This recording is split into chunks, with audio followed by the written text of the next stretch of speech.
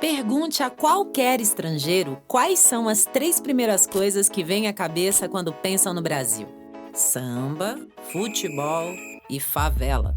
Bem, eu não tenho tanta certeza sobre favela, mas o que eu sei é: as favelas são uma parte indissociável do que é o Brasil. Coleção Antirracista, Episódio 5. Urbanização como Apartheid. Segundo o IBGE, em 2019, o Brasil tinha mais de 5 milhões de habitações em cerca de 13 mil favelas ou comunidades espalhadas pelo país. Como o Brasil se transformou num dos lugares com maior número de favelas no mundo? E por que a maior parte dos seus moradores são negros? Para entender como isso aconteceu, volte comigo ao passado.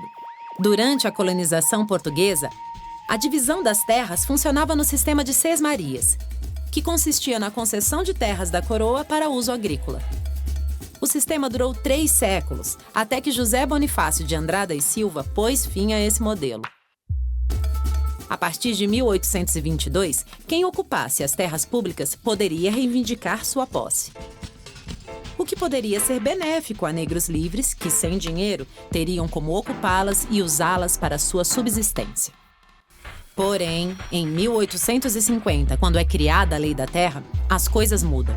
A posse da terra pública só é possível através da compra. E para isso era necessário, além de dinheiro, ter advogado, documentos, saber ler e escrever, o que praticamente impossibilitava um negro alforriado de ter uma terra.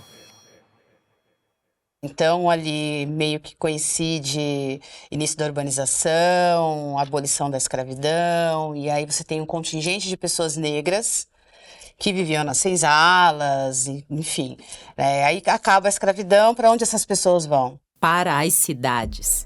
Sim, agora livres e jogados à própria sorte, sem emprego, educação, terras e dinheiro, muitos negros ex-escravizados do meio rural foram viver em cortiços, que são habitações coletivas de péssima condição sanitária, localizadas nas regiões centrais das cidades. Mas para muitos, isso também duraria pouco tempo, porque entre 1875 e 1930, o Brasil buscava embelezar suas cidades, dando uma cara mais europeia e removendo os indesejáveis. Um dos casos famosos de despejo aconteceu em 1893, no Rio de Janeiro, quando o então prefeito Cândido Barata Ribeiro, com o apoio dos jornais e da polícia, demoliu o resistente cortiço Cabeça de Porco, desalojando 4.000 pessoas para dar lugar a um túnel, no bairro da Gamboa. Sem ter para onde ir, os despejados se mudam para o Morro da Providência e constroem barracos de madeira. Alguns anos depois, ex-soldados da Guerra de Canudos, cansados de esperar pelas casas prometidas pelo governo, vão fazer companhia para os habitantes do Morro da Previdência e batizam o lugar de favela, em referência a uma planta típica da região de Canudos.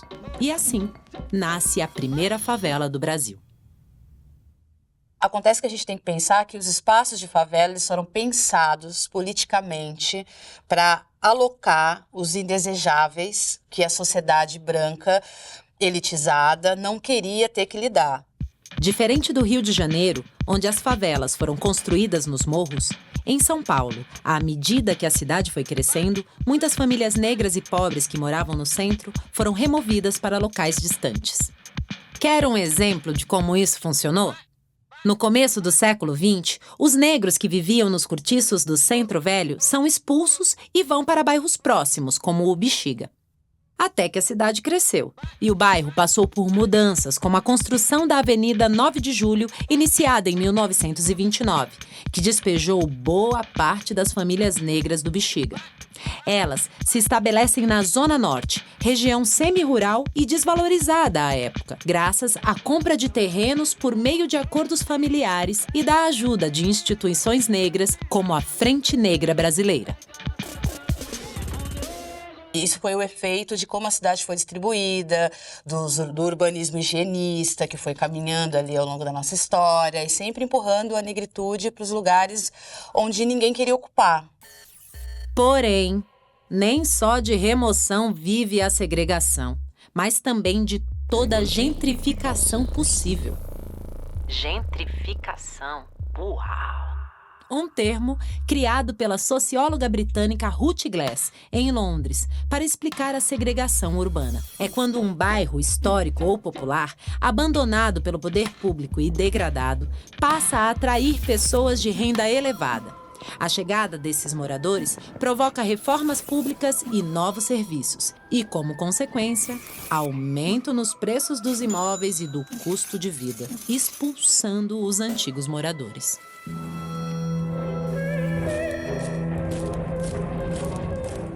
Em 1964, o primeiro presidente da ditadura militar, o general Castelo Branco, logo que assumiu o poder, cria um projeto para acabar com a falta de moradia e a favelização no Brasil. É o BNH, Banco Nacional da Habitação. Será?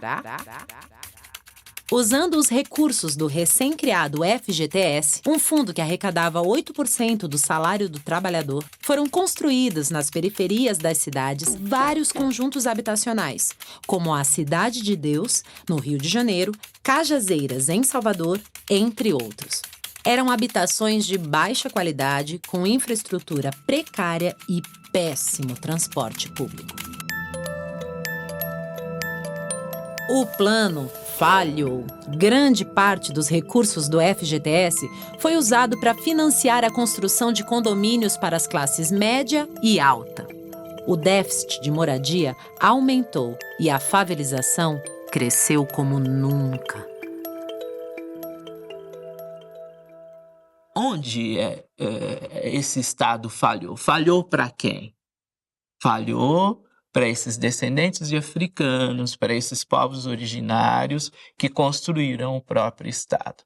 E para quem ele tem funcionado bem? Tem funcionado bem para uma pequena elite branca que controlam as instituições estatais e as instituições privadas. Na ditadura militar, o Brasil se torna o país mais desigual do mundo e instala um apartheid urbano. Mas o que é apartheid?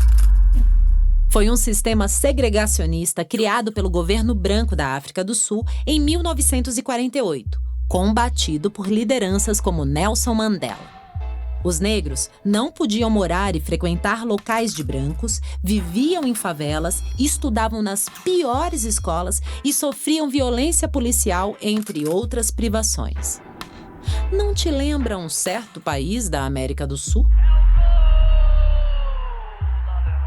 Então, não existe uma segregação formal, mas existe uma segregação visível. Quando a gente transita pelos espaços da cidade, você sabe exatamente onde você está pisando e se você pode ou não permanecer ali. As consequências da segregação racial promovida pelo descaso com as periferias podem ser percebidas pelo IDH, Índice de Desenvolvimento Humano, que mede o desenvolvimento nas áreas de educação, saúde e renda. Em Salvador, quase 70% dos brancos residem em bairros considerados nobres, com IDH elevado, o que significa que a cada 10 brancos na cidade de Salvador, 7 são de classe média ou alta.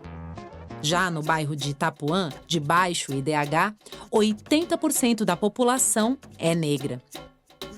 Ainda segundo dados do IBGE, em 2019, mais de 45 milhões de pessoas residiam em habitações precárias. Destas, 69% são negras. Mas se você olhar para o espaço das cidades, o espaço urbano, nós não estamos juntos. Os melhores lugares, os lugares que têm mais serviço público, os lugares que têm melhor arruamento, os espaços que têm o melhor atendimento de saúde, de rede de esgoto, de saneamento, são lugares de brancos. Morar na periferia também significa menores oportunidades de emprego. A maioria das vagas estão nos centros das cidades e existe um preconceito quando a pessoa vem de um bairro periférico. Preciso muita resistência para sair da periferia e chegar no centro e ainda assim estar inteiro. Porque o corpo sente o peso